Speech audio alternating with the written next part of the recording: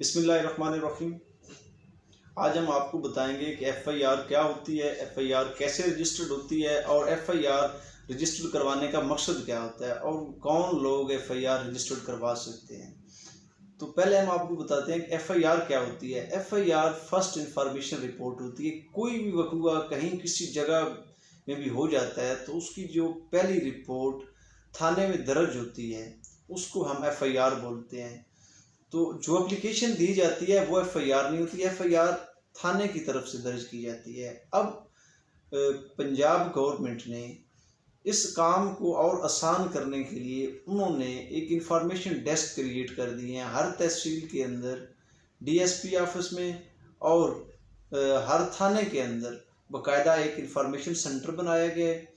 कोई भी शहरी जो पाकिस्तान के अंदर रहता है वो कहीं भी जा रहा है, कहीं सफ़र में है या घर में उसके साथ कोई जुल्म ज़्यादती होता है, कोई जुर्म उसके खिलाफ कोई शख्स करता है तो वो फ़ौरन 15 पर कॉल करता है। 15 पर कॉल करने के बाद उसको with in 5 to 7 minutes response दिया जाता है कि आपके साथ जो ये मामला पेश आया है वो किस जगह पर है और क्या सूरत हाल है।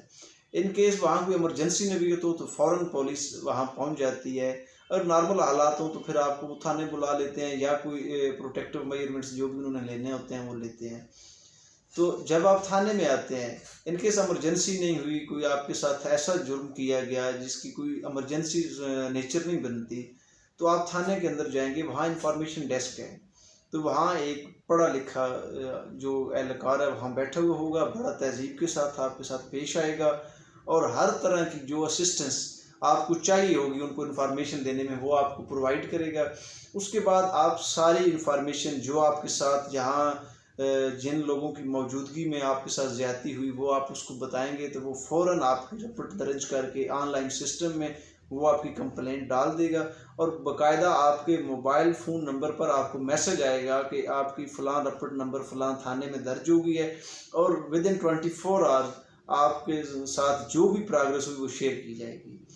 तो उसके बाद इंफॉर्मेशन डेस्क पे आप रिपोर्ट दर्ज करवाते हैं, आप फ़ौरन वापस आ जाते हैं। वो फिर रिपोर्ट मुतलका एसएचओ को देखता है, तफ्तीशी को देता है, वो उसके ऊपर इंक्वायरी करते हैं। इंक्वायरी करने के बाद अगर एफआईआर बनती है तो वो एफआईआर रजिस्टर्ड कर देते हैं। एफआईआर रजिस्टर्ड करने के बाद फिर आपके ऑनलाइन सिस्टम के ऊपर उसकी सारी इन्फॉर्मेशन आपकी रिपोर्ट की दर्ज हो जाती है कि इसके रिपोर्ट दर्ज होने के बाद ये कार्रवाई की गई है। तो आपको मोबाइल के ज़रिए एक मैसेज मौसूल होता है जिसके ऊपर इंफॉर्मेशन दी जाती है कि फ़लाँ मुकदमा नंबर जो है वो दर्ज आपकी रिपोर्ट के ऊपर कर दिया गया है, तो आप थाने से रजू करें। तो उसके बाद वो जो तफ्तीशी अफसर होता है, जो एसएचओ जिसको डिप्यूट करता है कि आपने ये रिपोर्ट है इसकी देखें जुर्म बनता है नहीं बनता, एफआईआर दर्ज करनी है नहीं करनी, वो एफआईआर दर्ज करने के बाद आपको थाने में बुलाते हैं। थाने में आप से पूछेंगे कि ये जो जुर्म हुआ है आपके ख़िलाफ़, तो जब ये सारा वकूआ हो रहा था तो मौके के ऊपर कौन लोग थे।